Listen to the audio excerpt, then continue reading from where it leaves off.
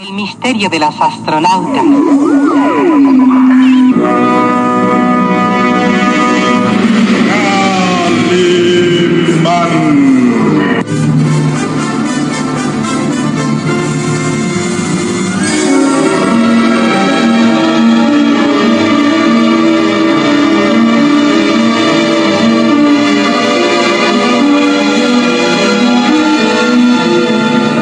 El peligro era latente.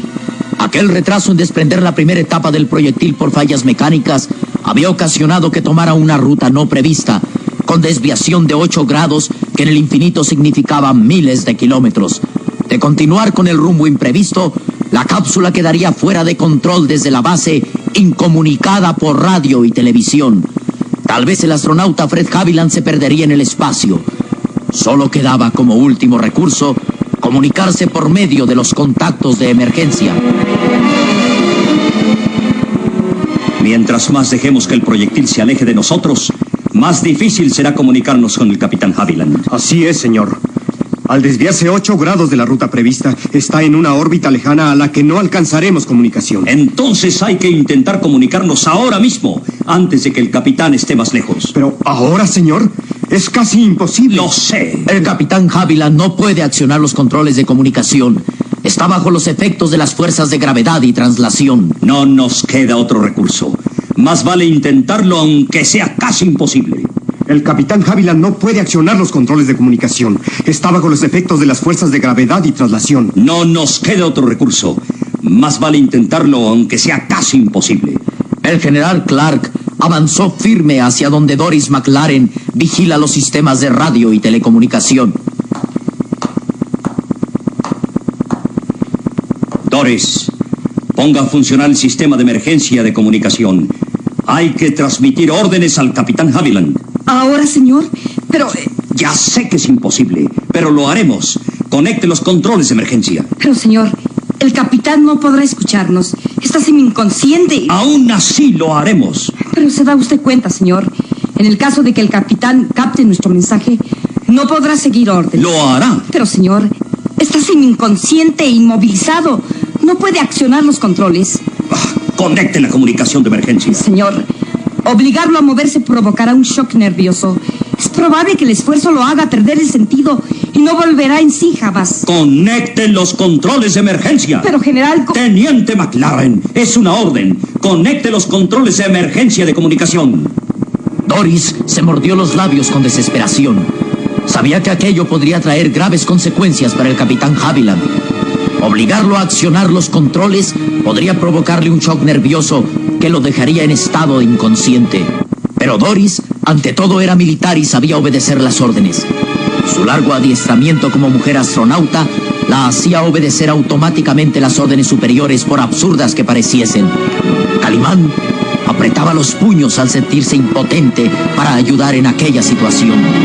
Si pudiera hacer algo para evitar una tragedia al capitán Haviland. Pero no podemos hacer nada, señor. Nada, esa es la verdad, nada. Nada más que observar, escuchar y rogar a Dios por el capitán Haviland. La mirada cortante del general Clark se fijaba en Doris. La bella pelirroja, demudada por la angustia y el temor, mecánica, casi inconscientemente, conectó la palanca de comunicación de emergencia. El ruido de la estática estremeció a todos. Era como si aquel zumbido monótono presagiara una tragedia. En las pantallas televisoras donde se veía al astronauta Haviland a bordo de la cápsula, se observaba a este difuso, con intermitencias. Mira, Calimán, en los televisores la figura del capitán se ve borrosa. Sí. La ruta equivocada dificulta la visión a través de las pantallas y la cámara instalada dentro de la cápsula. Doris, conteniendo su angustia, empezó a transmitir. Y su voz se oía rara, extraña, a través del equipo de emergencia. Y lo hacía con la única esperanza de que fuera escuchada por el capitán Haviland. Base de Riverson, llamando al capitán Haviland. Capitán Haviland. Capitán Haviland. ¿Nos escucha? Responda. ¡Responda! La voz de Doris McLaren sonaba ahora fría y terminante, sin denotar el dolor y la angustia que sufría al ser ella misma quien ponía en peligro la vida de su amado. Capitán Haviland, ¿nos escucha? Llamada de emergencia. Llamada de emergencia. Capitán Haviland.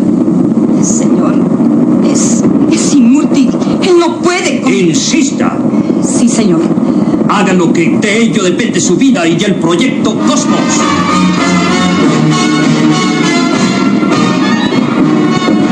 Llamando al Capitán Haviland. ¿Nos escucha? ¿Nos escucha, Capitán Haviland? Llamada de emergencia. Llamada de emergencia. General Clark, Diga, profesor Harrison. se ha captado un mensaje de la estación rastreadora del Pacífico. Capitán Tome usted. Haviland. Deme. ¿Nos escucha? Era de suponerse. ¿Malas noticias? ¿Nos escucha? La estación del Pacífico informa que ha perdido el rastro del proyectil. Está fuera de su control.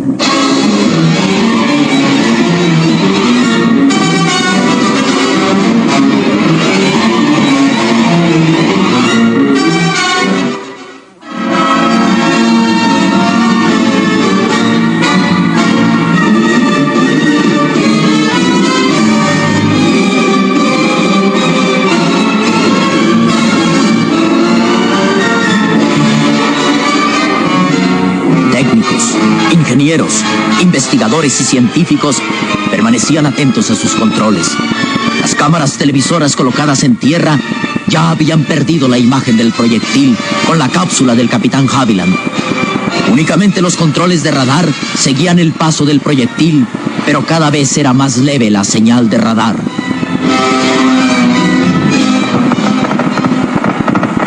Calimán observaba los instrumentos de radar y en su rostro se dibujaba una expresión de angustia y temor por la suerte de un hombre que avanzaba hacia el infinito en ruta imprevista. Escucha, Salim. La señal de radar es cada vez más débil. Indícate allí en las pantallas electrónicas. El punto luminoso que marca el viaje del proyectil es cada vez más difuso. Sí, señor. Y en las pantallas de televisión ya no se ve la imagen del Capitán Haviland. ¿Qué sucederá cuando pierdan el contacto totalmente? Lo peor, el proyectil, una vez terminada su misión de transportar la cápsula, se desprenderá dejándola en órbita imprevista, lejos de comunicación. Es decir que el Capitán Haviland quedará incomunicado. Capitán Haviland. Responda. Mucho me temo que sí. Capitán Haviland. Pero es que no pudieron prever esa descompostura. Se prevé el 99% de cualquier error, Salim. Como en toda empresa, de esta magnitud el factor riesgo está latente siempre, ¿comprendes? Responda, La Capitán única esperanza Haviland. es que se comuniquen con el Capitán Haviland ahora mismo. Así es, aunque es tarea difícil. Doris continúa transmitiendo su mensaje, pero el capitán, si le escucha, no puede reaccionar, ni hablar siquiera, debido a que es víctima en su organismo de dos terribles fuerzas que lo mantienen inmóvil y semi-inconsciente. Comunicación No, de señor. emergencia. Entonces, ¿el capitán se perderá en el infinito? No, esperemos que no. Tengo fe en la voluntad de Dios, que no permitirá el sacrificio del Capitán Haviland. Y también tengo fe en los recursos del hombre luchando contra la adversidad. Capitán Haviland, responda. Comunicación de emergencia. Comunicación de emergencia. Doris continuaba transmitiendo su voz monótona y fría, y en sus hermosos ojos claros se advertían las lágrimas y el dolor. Todos los técnicos que vigilaban los complicados aparatos tenían una expresión de angustia, de temor mal disimulado. Cada uno, inconscientemente, se sentía culpable por aquel error y estaban callados, pensando tan solo en un hombre que estaba a punto de sucumbir en el infinito. El profesor Douglas Harrison, con la frente perlada de sudor, anunciaba al general Clark: Señor, dentro de 10 segundos se desprenderá la segunda sección del proyectil. Responda. Automáticamente. Sí, señor. La sección 2 y 3 se desprenden una vez que han agotado el combustible. 3, Responda, 2, Capitán Haviland. 1, 0. El sistema de radar ha registrado el desprendimiento de la segunda etapa del proyectil. Ahora este avance impulsado por la tercera y última etapa. Al concluirse el combustible de esa tercera etapa, el resto del proyectil se desprenderá automáticamente y la cápsula tripulada por el Capitán Haviland quedará en órbita. Sí, pero muy lejos de nosotros. Responda. Imposibilitando la comunicación. Teniente McLaren Sí, señor. aún no logra hacer contacto. No, señor. Seguiré insistiendo. llamando al capitán Haviland, llamando urgentemente. Oh, Fred, responde, Fred. Por un instante, la debilidad natural de la mujer se hizo patente en la bella pelirroja. Por un momento, dejaba de ser la fría y calculadora astronauta, adiestrada para grandes empresas, cediendo ante su dolor y angustia de saber que el capitán Haviland no podría quizá responder al mensaje. De pronto... Aquí. Capitán. Aquí. Unas cuantas palabras entrecortadas y semiahogadas por la estática hicieron que Doris reaccionara. Señor, parece que se escucha la voz del capitán Haviland. Alta frecuencia de urgencia, pronto. Doris conectó la alta frecuencia de comunicación accionada por potentes transistores y generadores ultrasensibles. Insista, Doris, pronto. Aquí, base de Riverson, llamando de emergencia al capitán Haviland. Capitán Haviland, escuche usted. Responda. Contacto.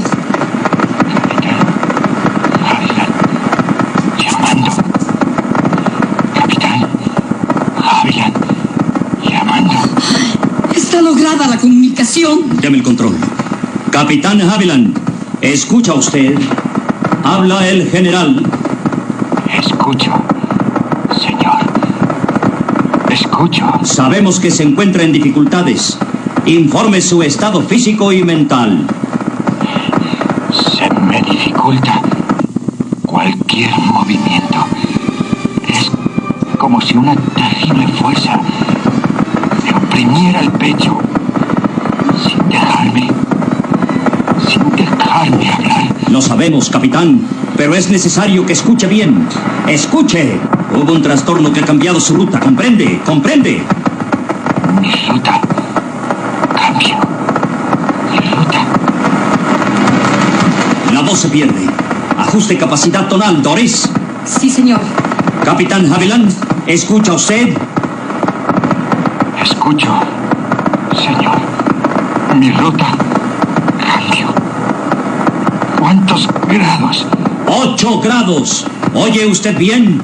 8 grados, posición 13X12. Repita, repita. 8 grados fuera de posición 13X12. 8 grados posición. No se escucha su voz. La perdimos de nuevo.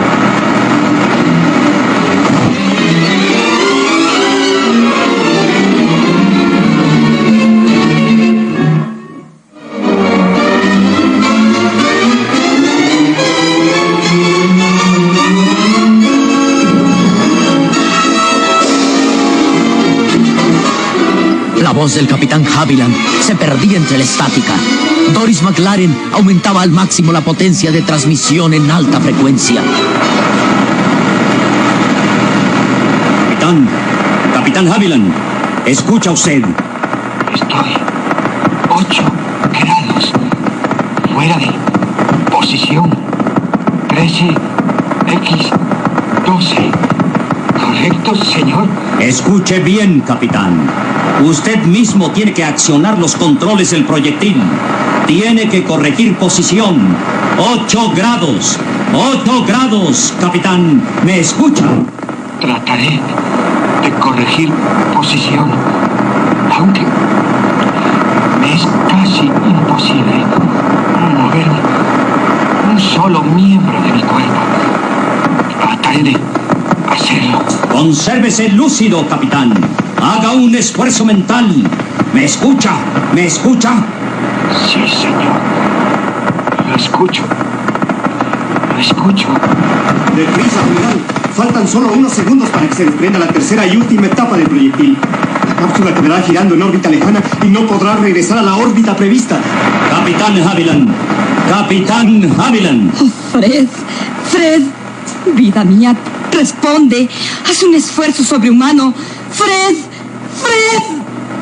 Dios mío, ¿por qué no puedo hacer nada por salvar a ese hombre?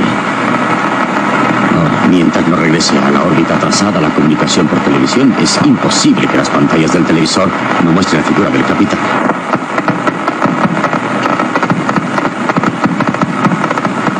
¡Deprisa, general! Quedan 2 minutos 13 segundos para que se desprenda la última etapa del proyectil. Capitán Haviland, ¿me escucha? ¿Me escucha? Sí, señor. Ahora trato de accionar los controles del manejo del proyectil, pero... un intenso dolor aquí, en el cerebro, me hace quedar paralizado. Fred, vida mía. Obedezca, capitán, es una orden. Accione los controles. 8 grados para regresar a ruta 13X12.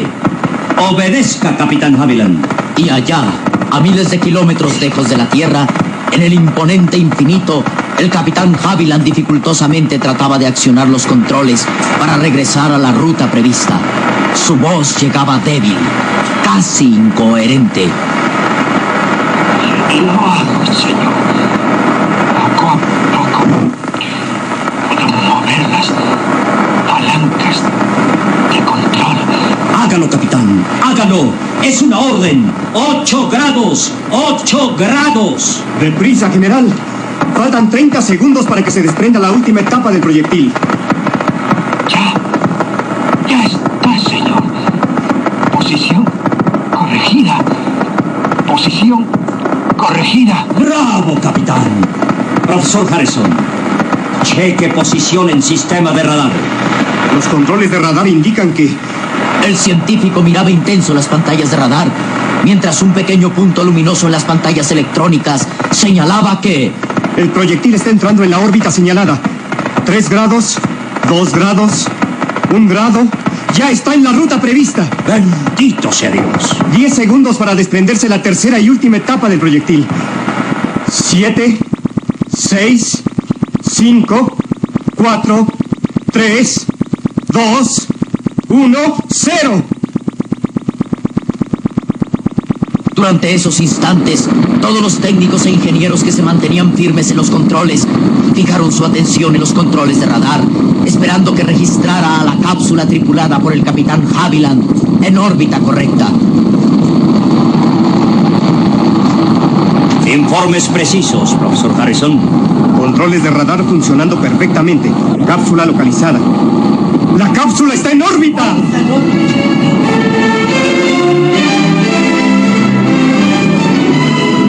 Una expresión de júbilo y de emoción apareció en todos los rostros.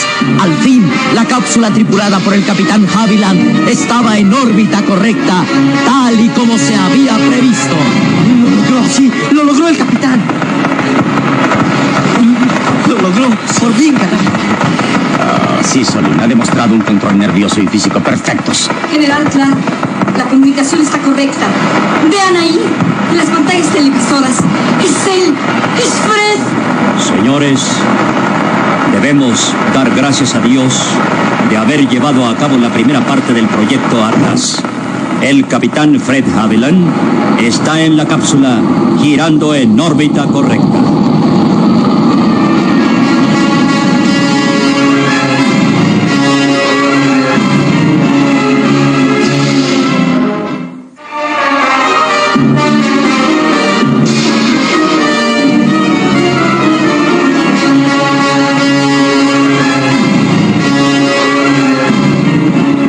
La angustia y el temor desapareció de todos los rostros. La cápsula giraba en órbita correcta y en las pantallas televisoras aparecía con asombrosa claridad la imagen del capitán Fred Haviland.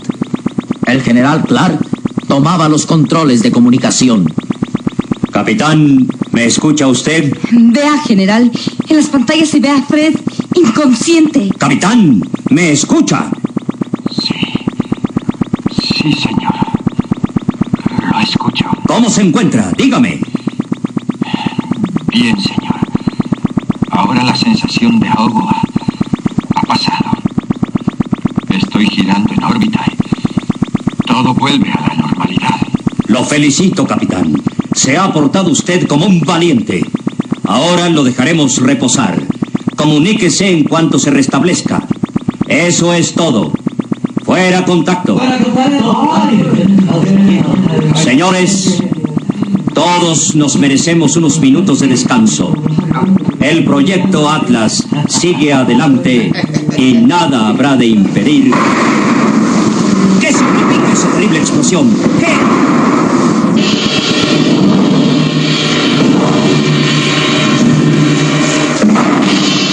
Nuevamente surge el peligro. ¿Qué significa aquella explosión que cimbra los grandes edificios de la base? El misterio de los astronautas.